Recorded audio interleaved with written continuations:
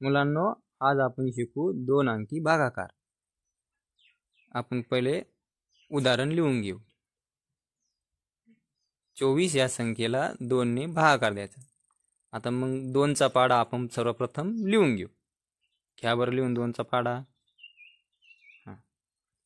बे एक बे, बे दुनी 4, बे त्रिक 6, बे चौक 8, बे पंचे 10, बे सती 12, बे साती 14, बे आठी 16, बे नम 18, बे दाव 20।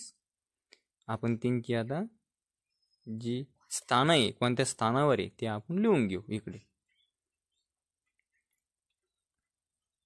आता या उदाहरणाकडे आता बेचं स्थान कितव्या क्रमांकावर आहे? पहिल्या क्रमांकावर। मग डोक्यावर लिहायचं 1 आणि खाली लिहायचं 0। 2तून 2 गेले 0।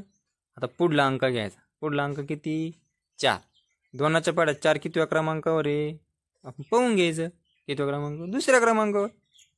झालं, मग 2 लिहायचे वर, खाली लिहायचे 4। मग खाली काय 4तून 4 उरलं, खाली काय उरलं? 0। 0 काय आहे? बाकी। आणि वर डोक्यावर काय आला? भागाकार। हे आपलं उत्तर 12।